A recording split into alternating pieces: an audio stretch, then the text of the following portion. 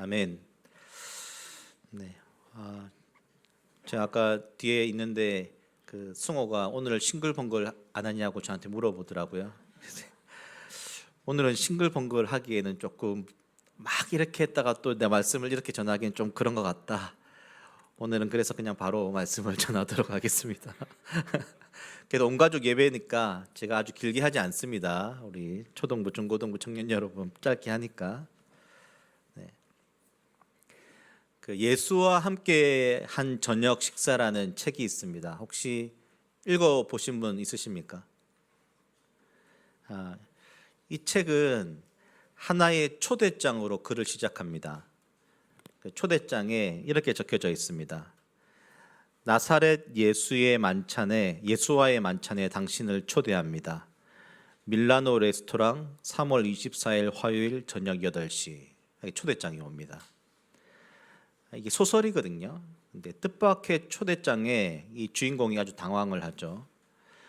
초대를 받은 이는 초대를 한 사람이 정말 예수님일 거라고는 생각지 못했습니다. 소설의 초반부에 이렇게 이야기를 합니다. 이 주인공이 이제 예수님을 만나서 난 오늘 밤 누군지도 모르는 사람과 영문도 모르는 저녁을 먹는 일 말고도 할 일이 정말 많은 사람입니다. 대체 당신은 누구며 이게 다 무슨 일이죠? 질문을 하죠. 그때 예수님이 이렇게 대답하십니다. 기대했던 것과는 다르다는 거 압니다. 그렇지만 일단 저와 함께 식사를 하신다면 의미 있는 시간이었음을 알게 되실 겁니다. 그 책에서 두 사람의 대화는 시간이 갈수록 무르익어 갑니다. 책의 마지막에 주인공도 예수님과 함께한 시간이 너무 즐거웠었죠. 그리고 주인공이 이렇게 이야기합니다. 언제 또 같이 저녁 먹을까요? 그러니까 예수님이 이렇게 대답하죠. 그건 당신에게 달려 있습니다. 그러면서 명함을 주인공에게 이제 달라고 하고 그 뒤에 글자를 적습니다. 그걸 보면 나에게 연락하는 방법을 이제 아시게 될 겁니다. 그 명함 뒤에 쓰여져 있는 글자가 있었는데 뭔지 아십니까? 말씀 구절입니다. 어떤 말씀 구절이었을까요? 자, 맞추시면 제가 상품권 드리도록 하겠습니다. 모르시겠나요? 요한계시록 3장 20절 뭘까요? 네, 맞습니다. 우리 한번 읽어볼까요? 이제 띄워주십시오. 한번 읽어봅시다. 시작. 누구든지 내 음성을 듣고 문을 열면 내가 그에게로 들어가 그와 더불어 먹고 그는 나와 더불어 먹으리라. 성도 여러분, 주님이 우리 삶에 문을 두드리고 음성을 들려주실 때에도 그 문을 열어야 되는 건 누구죠? 우리가 열어야 됩니다. 주님은 언제나 우리 삶에 들어오시기를 원하시죠. 그래서 우리 삶에 초대장을 보내십니다. 그런데 강압적이지 않으시고 인격적이셔서 우리가 그 문을 열 때까지 기다리십니다. 오두막이라는 책 혹시 이건 읽어보셨습니까? 영화를 보신 분들은 계실 거예요. 보셨죠? 네, 아마 보셨을 겁니다. 이 오두막이라는 책도 이 책과 비슷한 시기에 나왔습니다. 작가가 이제 자녀들에게 선물하기 위해 하나의 소설 글을 쓴 내용이 오두막이라는 책입니다. 근데 이게 이제 입소문을 타서 베스트셀러가 됐고 2017년도에 이게 영화로 제작이 되었습니다. 아마 여러분들이 한 번쯤은 보셨을 것 같고 보시지 못하셨다면 꼭 한번 보시면 좋지 않을까 생각이 됩니다. 이 주인공은 오두막에서 연쇄 살인범에 의해 막내딸이 유괴되고 죽게 됩니다. 이것도 소설입니다. 근데 그때 거대한 슬픔이 그를 짓눌렀죠. 그러면서 가장 먼저 하나님의 선하심에 대해 의심이 생겼습니다. 아니, 사랑이신 하나님이 어떻게 이렇게 끔찍한 일이 일어나도록 방치하셨을까? 질문할 수 있죠. 그리고 그 자신에게는 딸을 지키지 못했다라는 죄책감이 그에게 가득했습니다. 무엇보다 이 슬픔이 하나님과 주인공 사이를 갈라놓았을 뿐만이 아니라 함께 했었던 가족들과도 관계가 단절시키는 일이 되었던 것이죠. 하지만 하나님은 그런 주인공의 삶에 찾아오셨습니다. 초대장을 보낸 거죠. 가장 피하고 싶어 했던 그 고통의 장소인 오두막으로 그를 다시 부릅니다. 그게 영화의 모티브입니다.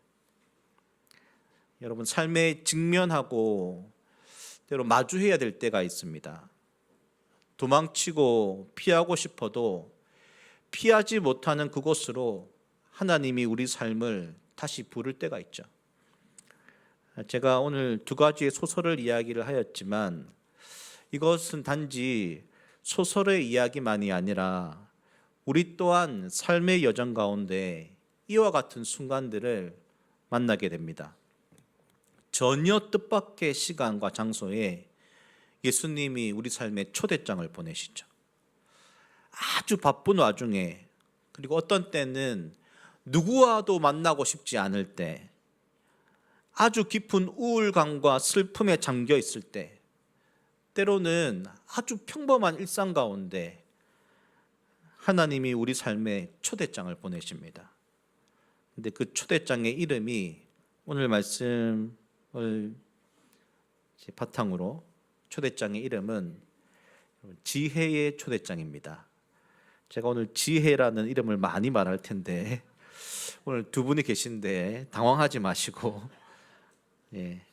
오늘 함께 읽은 잠언 8장이 그 말씀입니다. 우리 8장 전체를 읽지는 않았지만 우리 1절부터 3절을 세 번역으로 한번 같이 한번 읽어볼까요? 시작. 지혜가 부르고 있지 않느냐, 명철이 소리를 높이고 있지 않느냐, 지혜가 길가의 높은 곳과 내거리에 자리를 잡고 서 있다. 마을 어기 성문 곁에서 여러 출입문에서 외친다. 지혜가 부르고 있습니다. 길가에서도 부르고 높은 곳에서도 부르고 내거리, 사거리죠. 인생의 삶의 사거리 가운데 지혜가 우리를 부르고 있습니다. 여러분의 마을에서도 부르고 또 여러분의 문을 열면 지혜가 여러분을 향해 외치고 있습니다. 우리 삶에 계속해서 초대장을 보내시고 계신 것이죠. 그런데 이 초대장을 보낼 때 보통 여러분들도 누군가에게 초대장을 보내면 대상이 있을 거잖아요. 근데 대상이 있습니다. 근데 오늘 하나님이 초대장을 보낸 이 대상은 어느 특정 사람이 아니었습니다. 똑똑하고 유능한 사람, 지혜가 탁월한 사람, 어떤 일들을 하려고 할 때 뛰어난 재능을 가진 사람들에게만 보낸 것이 아닙니다.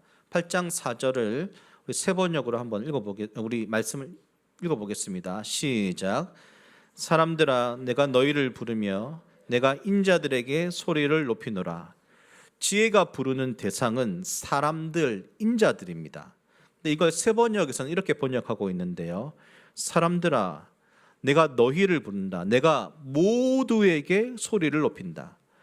바로 세상의 모든 사람들을 대상으로 하나님께서 지혜로 초청하고 있는 것입니다. 특별히 오늘 본문에서 부르며 소리 높여라는 단어는 보통 이제 미완료 동사라고 하는데요.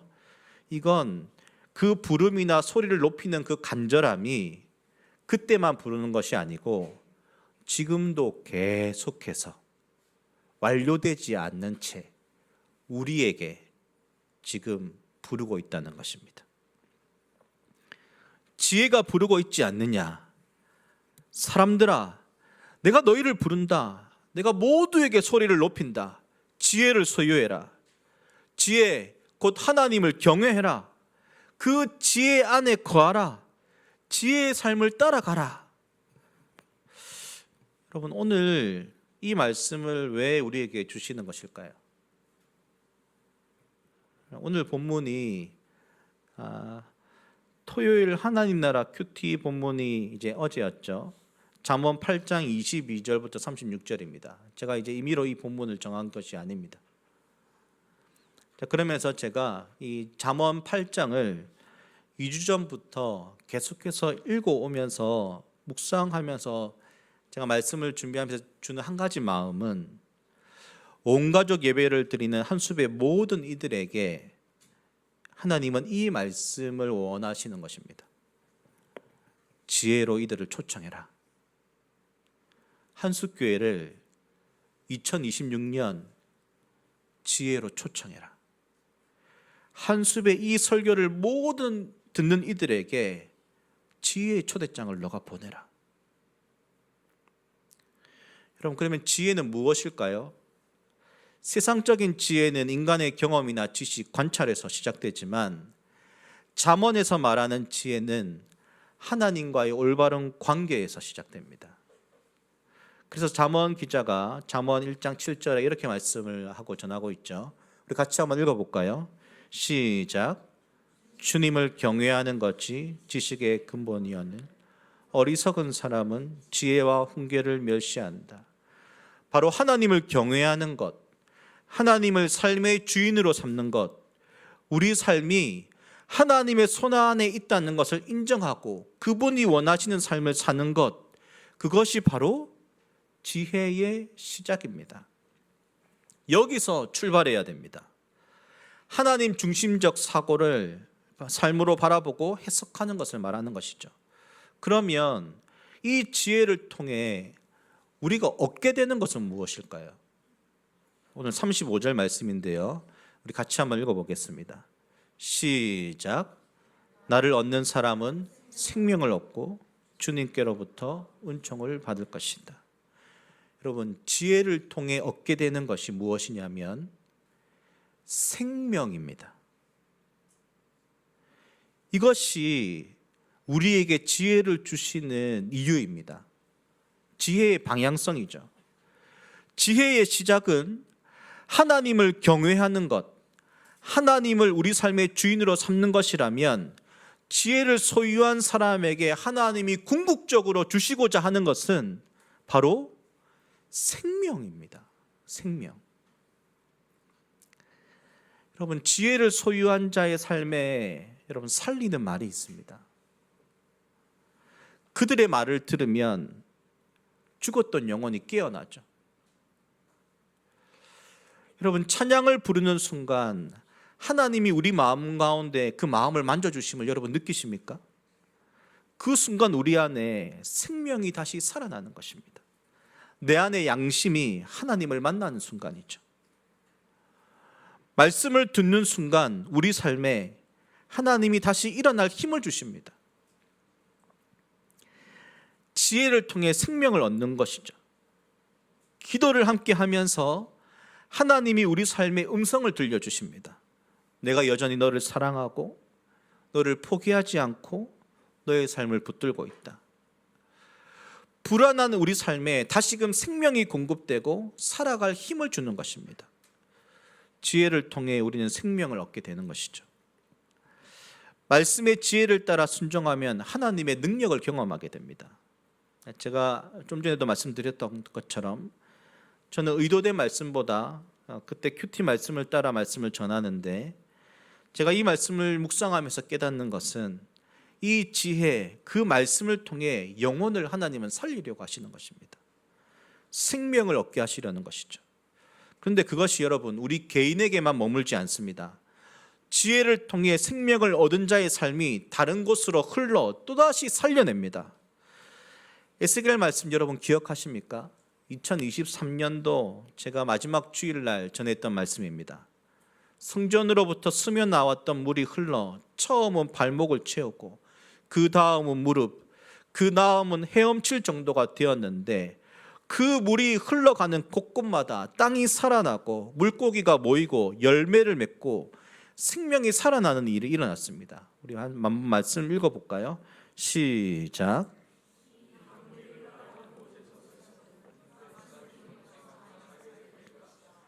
이 물이 사해로 흘러 들어가면 그 물도 깨끗하게 고쳐질 것이므로 그곳에도 아주 많은 물고기가 살게 될 것이다. 강물이 흘러가는 곳이면 어디서나 모든 것이 살 것이다. 저는 지난 2년간 하나님이 한숲 안에 이 생명의 물을 공급하여 주셨음을 믿습니다. 아주 작은 물줄기였지만 그것이 우리 안에 흘러 들어왔고 그 생수가 우리의 영혼들을 살려냈죠. 지혜가 흘러가면서 생명을 얻게 된 것입니다.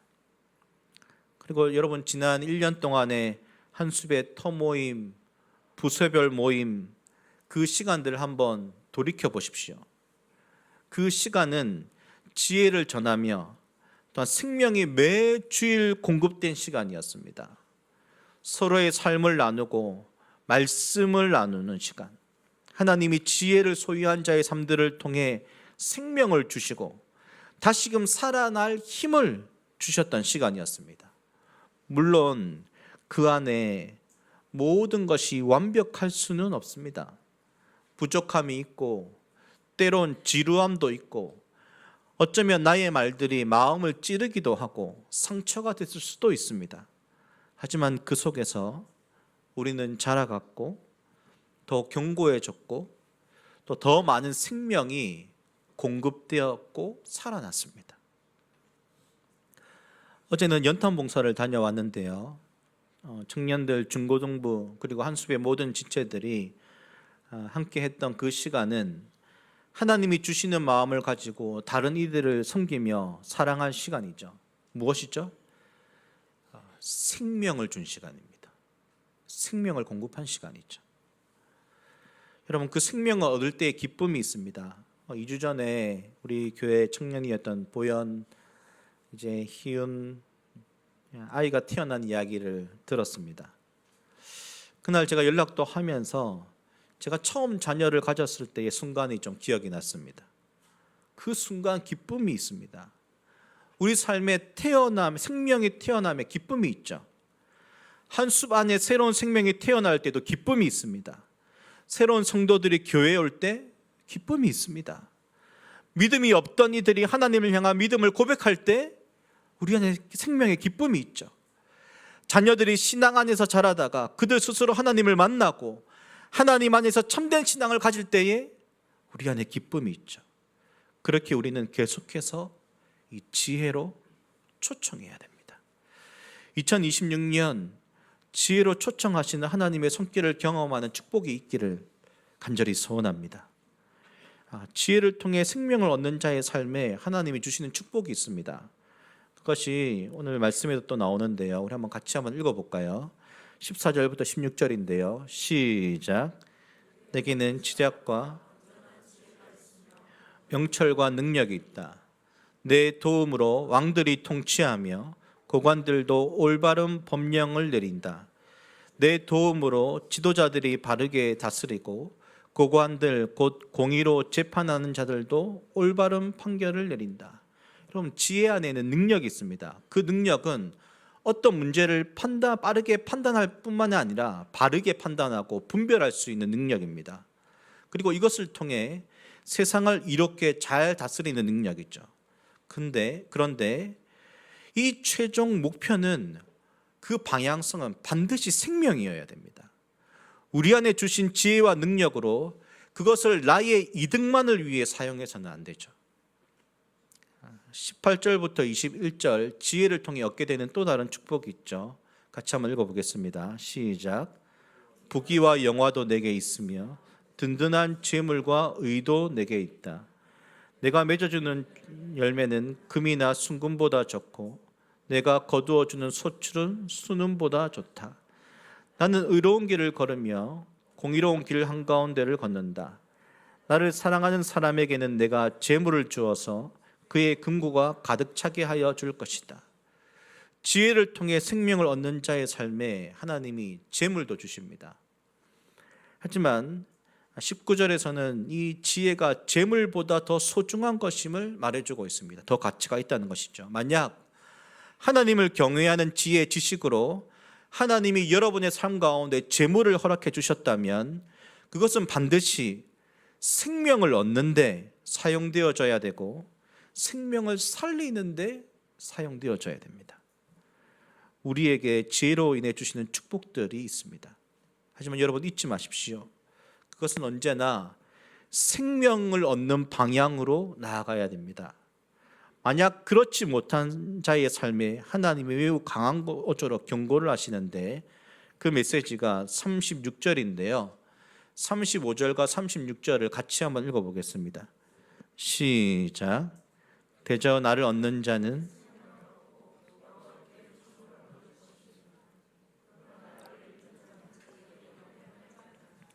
나를 미워하는 자는 사망을 사랑하느니라. 지혜를 얻는 자에게 하나님은 생명을 주십니다. 하지만 반대로 지혜를 잃는 자가 있습니다.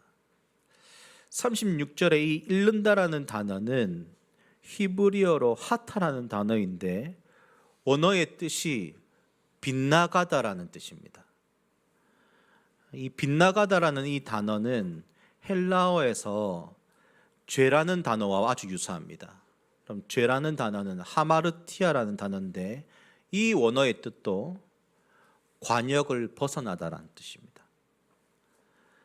지혜를 잃는다는 것은 하나님을 정조준해서 살아가야 될 사람이 관역을 벗어나는 것처럼 하나님을 향해 살아가지 못하고 빗나가는 삶을 살아가는 것입니다. 여러분, 운동을 할 때에도 여러분, 빗 맞아서는 안 됩니다. 가끔 빗 맞는 것이 잘 될 때도 있죠. 하지만 그것은 아주 가끔입니다. 정확하게 발에 맞추거나 야구 배트의 정타가 되어야 되죠. 그렇지 않으면 그 게임은 지는 것입니다. 여러분, 전쟁이라면 죽음입니다. 그렇게 오늘 36절 말씀을 우리는 더 잘 이해할 수 있습니다.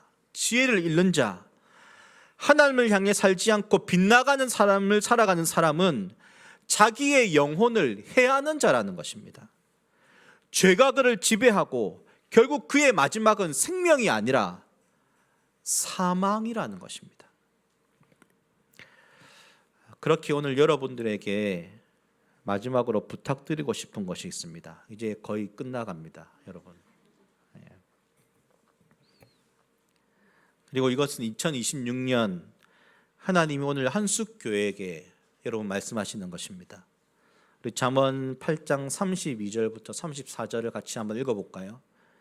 시작.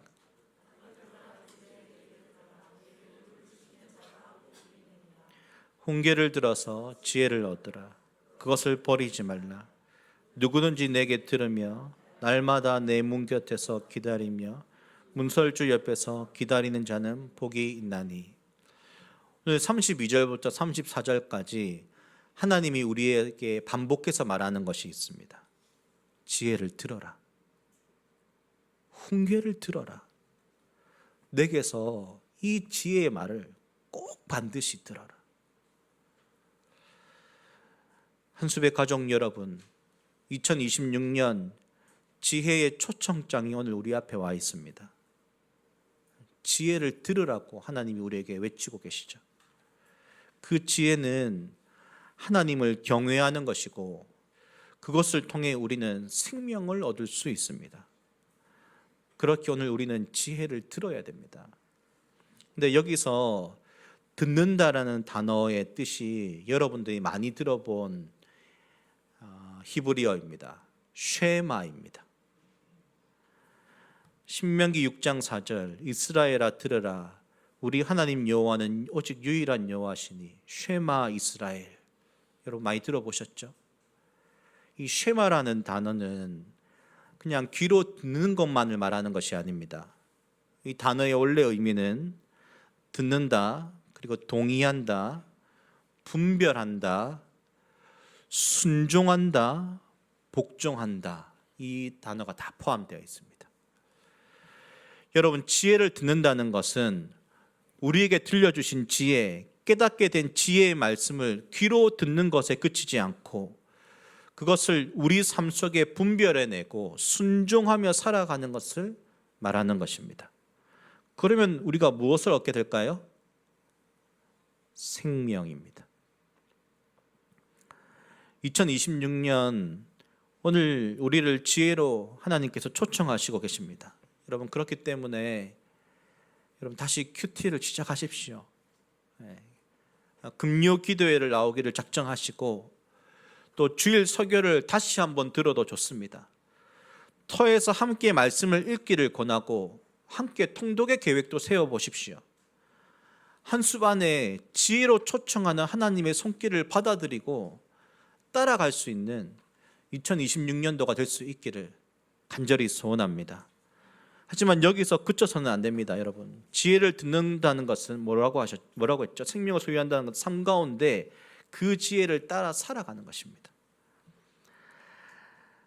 그 생명을 소유한 자의 삶이 흘러넘친다면 우리에게 주신 지혜를 다른 이들에게 흘려보내고 또 그들을 하나님의 나라로 초대하게 될 것이라고 저는 믿습니다.